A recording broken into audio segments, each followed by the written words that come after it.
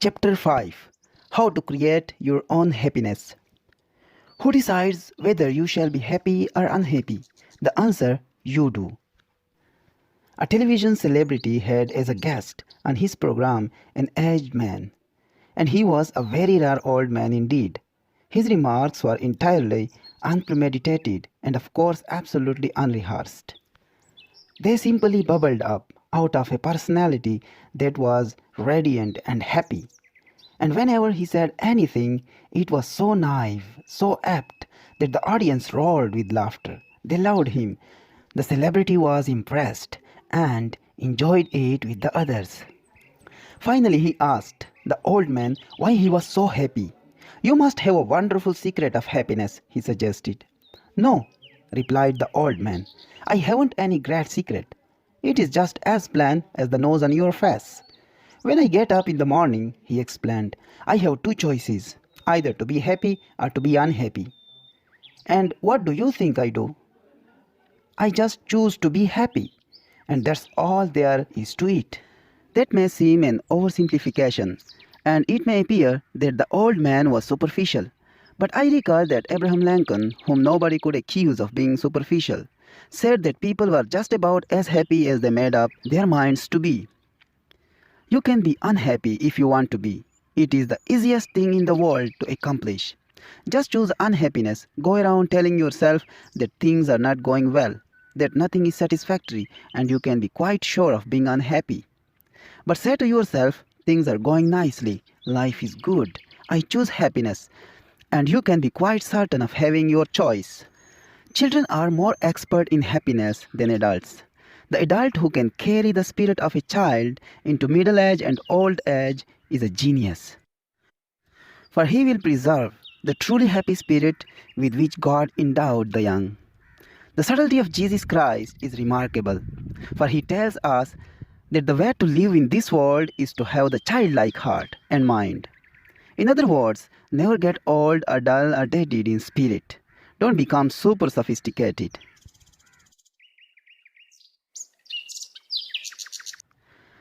My little daughter, Elizabeth, aged 9, has the answer to happiness. One day I asked her, "Are you happy, honey?" "Sure, I am happy," she replied. "Are you always happy?" I asked. "Sure," she answered. "I am always happy." "What makes you happy?" I asked her. "Why, I don't know," she said. "I am just happy." "There must be something that makes you happy," I asked. "Well," she said, "I'll tell you what it is. My playmates, they make me happy. I like them. My school makes me happy. I like to go to school." I didn't say anything, but she never got that from me. "I like my teachers, and I like to go to church. I like Sunday school and my Sunday school teacher. I love my sister Margaret and my brother John. I love my mother and father. They take care of me when I'm sick, and they love me and are good to me." That is Elizabeth's formula for happiness, and it seems to me that it's all there. Her playmates, that's her associates, her school, the place where she works, her church and Sunday school where she worships, her sister, brother, mother and father, that means the home circle where love is found. There you have happiness in a nutshell, and the happiest time of your life is in relation to those factors. A group of boys and girls were asked to list the things that made them happiest. Their answers were rather touching. Here is the boys' list.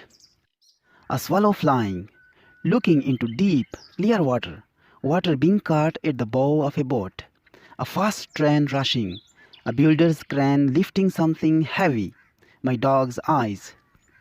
And here is what the girls said made them happy.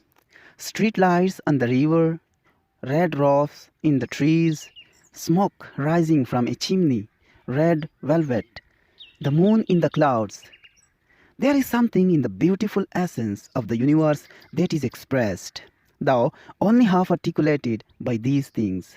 To become a happy person, have a clean soul, eyes that see romance in the commonplace, a child's heart and spiritual simplicity.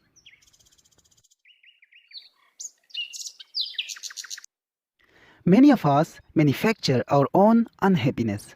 Of course, not all unhappiness is self-created, for social conditions are responsible for not a few of our woes. Yet it is a fact that to a large extent by our thoughts and attitudes we distill out of the ingredients of life either happiness or unhappiness for ourselves. 4 people out of 5 are not so happy as they can be, declares an eminent authority, and he adds, unhappiness is the most common state of mind.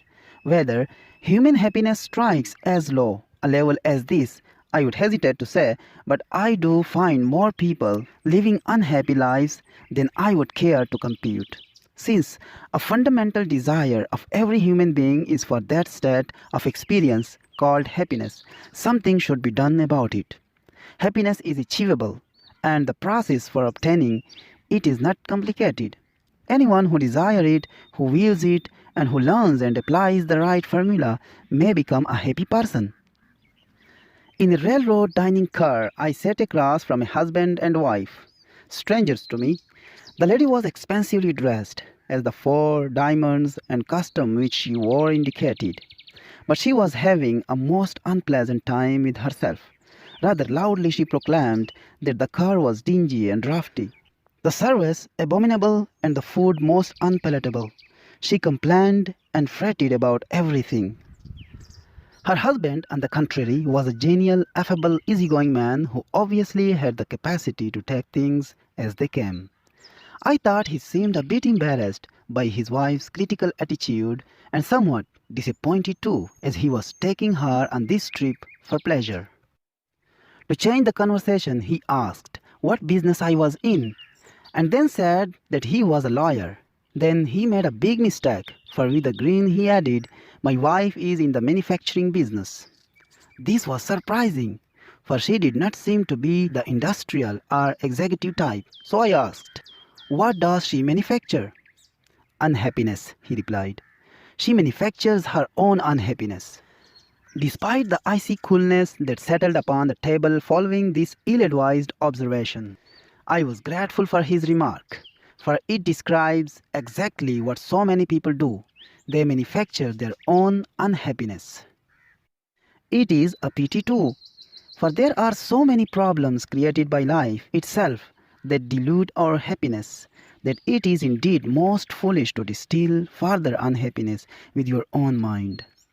How foolish to manufacture personal unhappiness to add to all the other difficulties over which you have little or no control.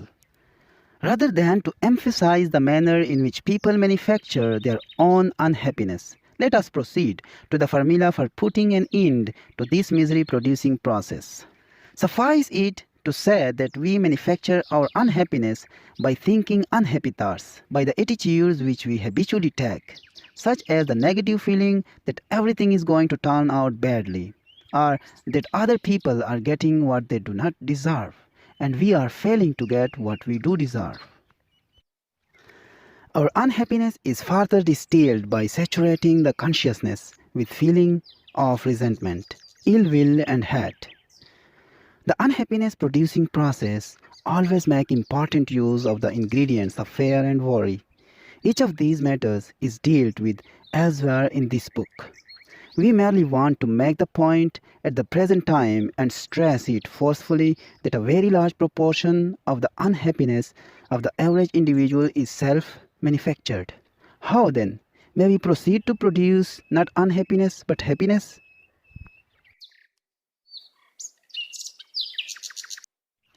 An incident from one of my railroad journeys may suggest an answer.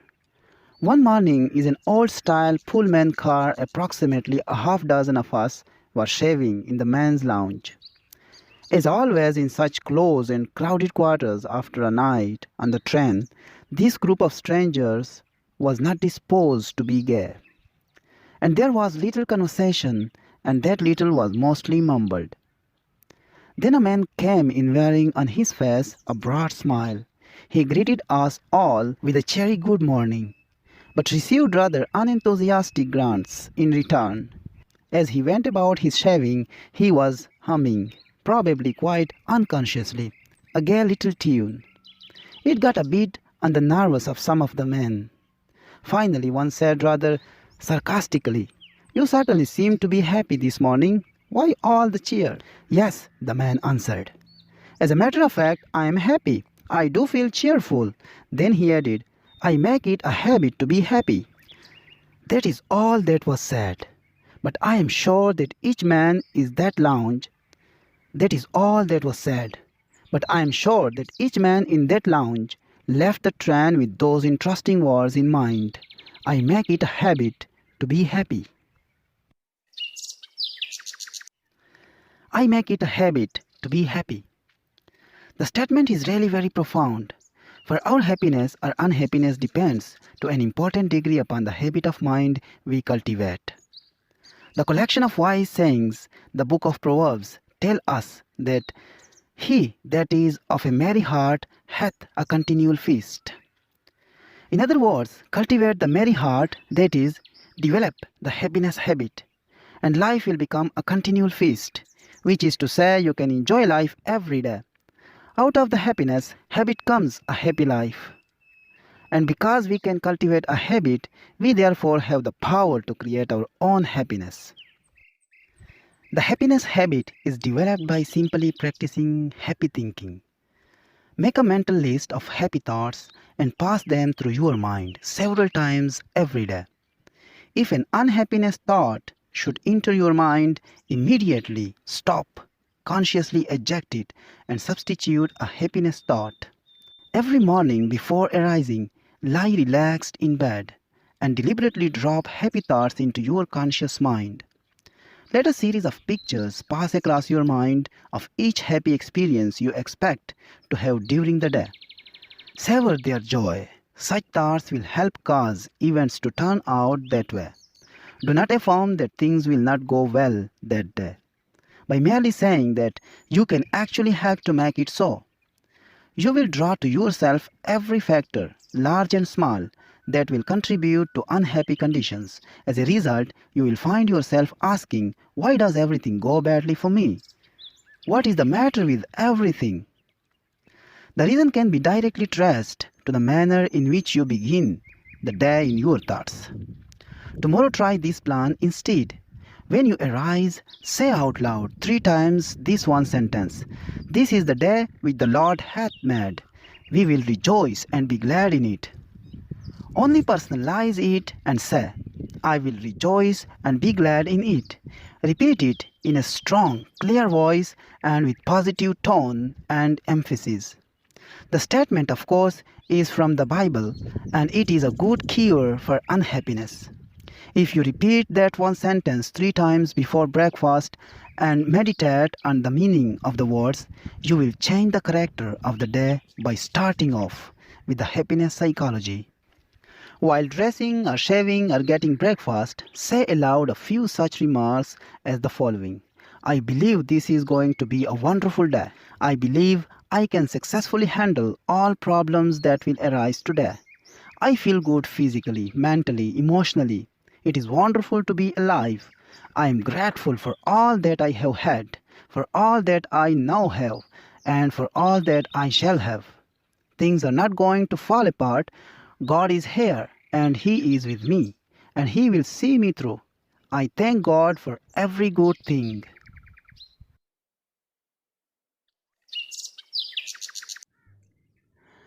I once knew an unhappy sort of fellow who always said to his wife at breakfast, this is going to be another tough day. He didn't really think so, but he had a mental quirk whereby if he said it was going to be a tough day, it might turn out pretty well, but things really started going badly with him, which was not surprising. For if you visualize and affirm an unhappy outcome, you tend thereby to create just that type of condition. So affirm happy outcomes at the start of every day, and you will be surprised at how often things will turn out so. But it is not sufficient to apply to the mind even such an important affirmation, thereby, as I have just suggested, unless throughout the day you also base your action and attitudes upon fundamental principles of happy living. One of the most simple and basic of such principles is that of human love and goodwill. It is amazing what happiness a sincere expression of compassion and tenderness will induce.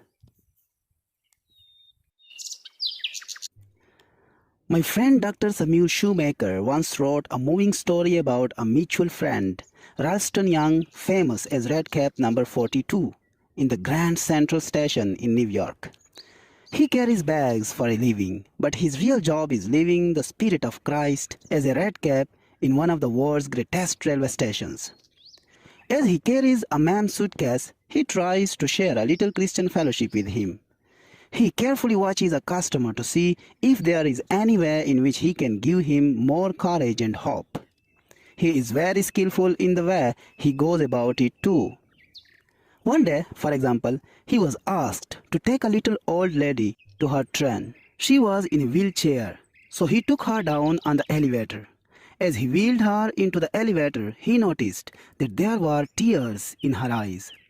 Ralston Young stood there as the elevator descended, closed his eyes, and asked the Lord how he could help her. And the Lord gave him an idea. As he wheeled her off the elevator, he said with a smile, "Ma'am, if you don't mind my saying so, that is a mighty pretty hat you are wearing." She looked up at him and said, "Thank you. And I might add," he said, "that sure is a pretty dress you have on. I like it so much." Being a woman, this appealed to her, and despite the fact that she was not feeling well, she brightened up and asked, "Why in the world did you say those nice things to me? It is very thoughtful of you." "Well," he said, "I saw how unhappy you were. I saw that you were crying, and I just asked the Lord how I could help you. The Lord said, 'Speak to her about her hat.'" The mention of the dress, he added, was my own idea. Ralston Young and the Lord together knew how to get woman's mind off her troubles. "Don't you feel well?" he then asked. "No," she replied. "I am constantly in pain. I am never free from it. Sometimes I think I can't stand it. Do you, by any chance, know what it means to be in pain all the time?" Ralston had an answer. "Yes, ma'am, I do. For I lost an eye, and it hurt like a hot iron day and night." "But," she said, "you seem to be happy now. How did you accomplish it?" By this time, he had her in her seat in the train, and he said, "Just by prayer, ma'am, just by prayer." Softly she asked, "Does prayer, just prayer, take your pain away?" "Well," answered Ralston, "perhaps it doesn't always take it away. I can't say that it does, but it always helps to overcome it, so it doesn't seem like it hurts so much. Just keep on praying, ma'am, and I will pray for you too." Her tears were dried now, and she looked up at him with a lovely smile, took him by the hand, and said, "You have done me so much good." A year passed, and one night in Grand Central Station, Ralston Young was paid to come to the information booth. A young woman was there who said, "I bring you a message from the dead. Before she died, my mother told me to find you and to tell you how much you helped her last year when you took her to the train in her wheelchair. She will always remember you, even in eternity. She will remember you, for you were so kind and loving and understanding." Then the young woman burst into tears and sobbed in her grief. Ralston stood quietly watching her. Then he said, "Don't cry, Missy, don't cry. You shouldn't cry. Give a prayer of thanksgiving." Surprised, the girl said, "Why would I give a prayer of thanksgiving?" "Because," said Ralston, "many people have become orphans much younger than you. You had your mother for a long, long time. And besides, you still have her. You will see her again. She is near to you now. She always will be near to you. Maybe," he said, "she is right with us now, the two of us, as we talk." The sobs indeed, and the tears dried. Ralston's kindness had the same effect on the daughter as it had had on the mother. In this huge station, with thousands of people passing by, the two of them felt the presence of one who inspired this wonderful red cap to go round this way spreading love.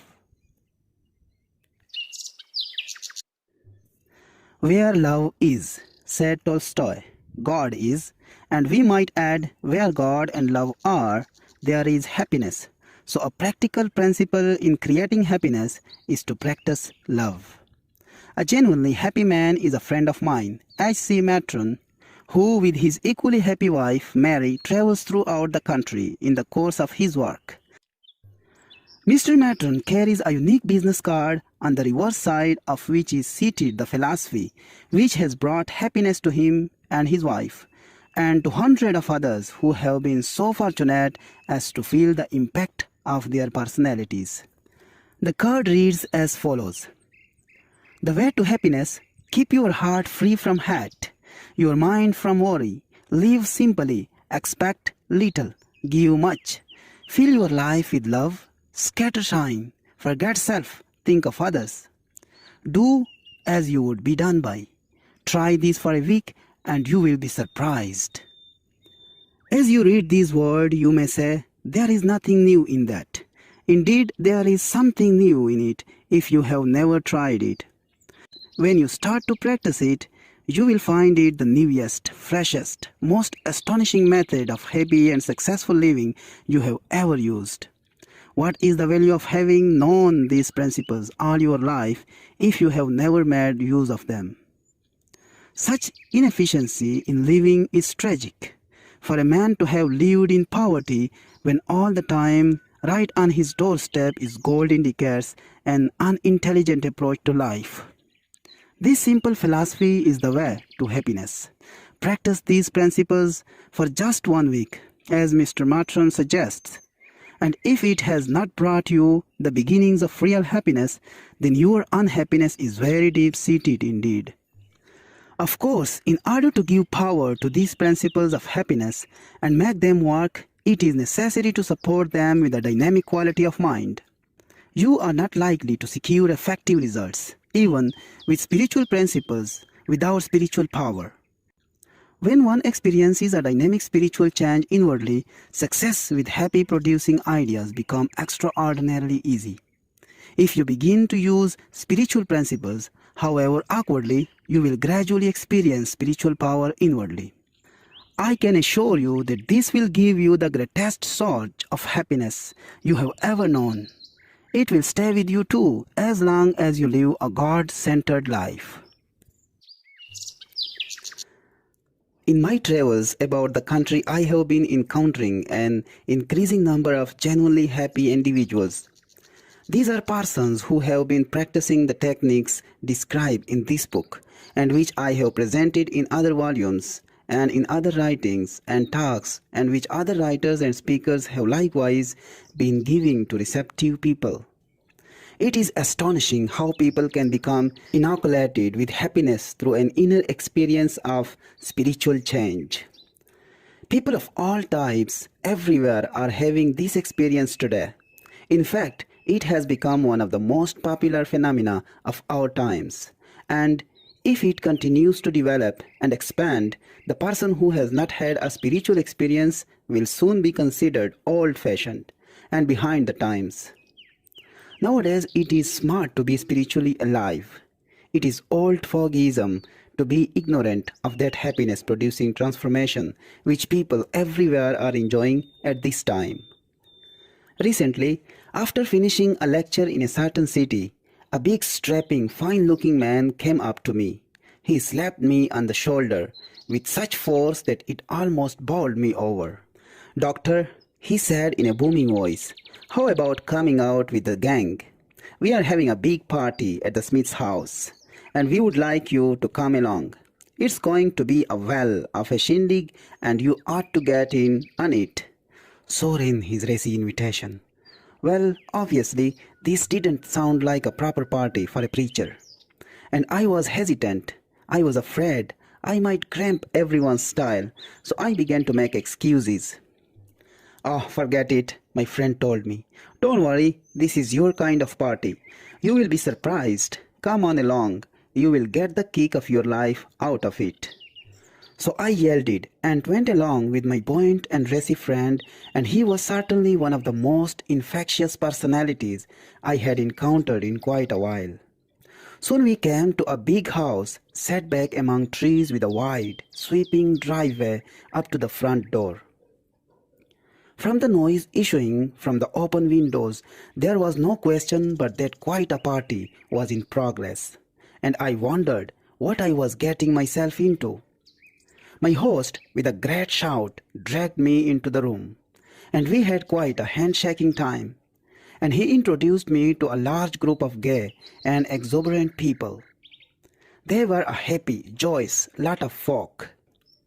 I looked around for a bar, but there wasn't any. All that was being served was coffee, fruit juice, ginger ale, sandwiches, and ice cream. But there was lots of those. These people must have stopped somewhere before coming here, I remarked to my friend. He was shocked and said, "Stopped somewhere? Why, you don't understand? These people have got the spirit all right, but not the kind of spirit you are thinking about." "I am surprised at you," he said. "Don't you realize what makes these crowds so happy? They have been renewed spirituality. They have got something. They have been set free from themselves. They have found God as a living, vital, honest-to-goodness reality. Yes," he said, "they have got spirit all right, but it isn't the kind that you get out of a bottle. They have got spirit in their hearts." Then I saw what he meant. This wasn't a crowd of sad-faced, stodgy people. They were the leaders of the town, businessmen, lawyers, doctors, teachers, society people, and a lot of simpler folk besides. And they were having a wonderful time at this party, talking about God, and they were doing in the most natural manner imaginable. They were telling one another about the changes that had occurred in their lives through revitalized spiritual power. Those who have the naive notion that you can't laugh and be gay when you are religious should have been in on that party. Well, I went away from that party with a Bible verse running through my mind. "In him was life, and the life was the light of man," from John. That was the light I saw on the faces of those happy people. An inner light was reflected outwardly on their faces. And it came from an effervescent spiritual something that they had taken into themselves. Life means vitality, and these people obviously were getting their vitality from God. They had found the power that creates happiness. This is no isolated incident. I venture the assertion that in your own community, if you will look around for them, you will find lots of people just like those described above. If you don't find them in your own hometown, come to the Marble Collegiate Church in New York City and you will find them by the score. But you can get the same spirit by reading this book if you practice the simple principles set forth. As you read this book, believe what you read, because it is true. Then start working on the practical suggestions the book contains, and you too will have the spiritual experience that produces this quality of happiness. I know this is so because many of those to whom I have referred and shall refer in later chapters got their vital new life in the same way. Then, having been changed inwardly, you will begin to create out of yourself not unhappiness but a happiness of such quality and character that you will wonder if you are living in the same world. As a matter of fact, it won't be the same world because you are not the same, and what you are determines the world in which you live. So as you change, your world changes also. If happiness is determined by our thoughts, it is necessary to drive off the thoughts which make for depression and discouragement. This can be done first by simply determining to do it. Second, by utilizing an easily employed technique which I suggested to a businessman. I meet him at a luncheon and have seldom heard such gloom as he got off. His conversation would have been ultra-depressing had I permitted it to affect me. It reeked with pessimism. To hear him talk, you would think everything was headed for ruin. Of course the man was tired. Accumulated problems had swamped his mind, which was seeking release in retreat from a world which was too much for his depleted energy. His principal trouble was in his depressed thought pattern. He needed an infusion of light and faith. So rather boldly I said, "If you want to feel better and stop being miserable, I can give you something that will fix you up." What can you do? He snorted. Are you a miracle worker? No, I replied, but I can put you in touch with a miracle worker who will drain off that unhappiness of yours and give you a new slant on life. I mean that, I concluded as we separated. Apparently, he became curious, for he got in touch with me later and I gave him a little book of mine called Thought Conditioner. It contains 40 health and happiness producing thoughts. Inasmuch as it is a pocket-sized booklet, I suggested that he carry it for easy consultation and that he drop one of the suggested thoughts in his mind every day for 40 days. I further suggested that he commit each thought to memory, thus allowing it to dissolve in consciousness, and thus he visualize this healthy thought sending a quieting and healing influence through his mind. I assured him that if he would follow this plan, these healthy thoughts would drive off the diseased thoughts that were sapping his joy, energy, and creative ability. The idea at first impressed him as being a bit queer, and he had his doubts. But he followed directions. After about 3 weeks, he called me on the telephone and shouted, "Boy, this sure works. It is wonderful. I have snapped out of it, and I wouldn't have believed it possible." He remains snapped out of it and is genuinely happy person. This pleasant condition resulted because he became skilled in power to create his own happiness. He later commented that his first mental hurdle was honestly to face the fact that while his unhappiness made him miserable, yet he was at home in self-pity and self-punishment thoughts. He knew that these sick thoughts were the cause of his trouble, but he shrank from the effort required to desire change sufficiently to actually go about changing. But when he began systematically to entrust healthy spiritual thoughts into his mind as directed, he began first to want new life, then to realize the thrilling fact that he could have it, then the even more amazing fact that he was getting it. The result was that after some 3 weeks of a self-improvement process, new happiness burst upon him. Everywhere in this country today are groups of people who have found the happy way. If we can have even one such group in every city, town, and hamlet in America, we can change the life of this country within a very short time. And what kind of group do we mean? Let me explain. I was speaking in a western city and returned to my hotel room rather late. I wanted to get a little sleep, for I was to be up at 5:30 next morning to catch a plane. As I was preparing for bed, the telephone rang, and the lady said, "There are about 50 of us at my house waiting for you." I explained that I could not come due to the early hour of my departure in the morning. "Oh," she said, "2 men are on their way to get you. We have been praying for you, and we want you to come and pray with us before you leave the city." I am glad I went, though I had very little sleep that night. The men who came for me were a couple of alcoholics who had been healed by the power of faith. They were 2 of the happiest, most lovable fellows you can imagine.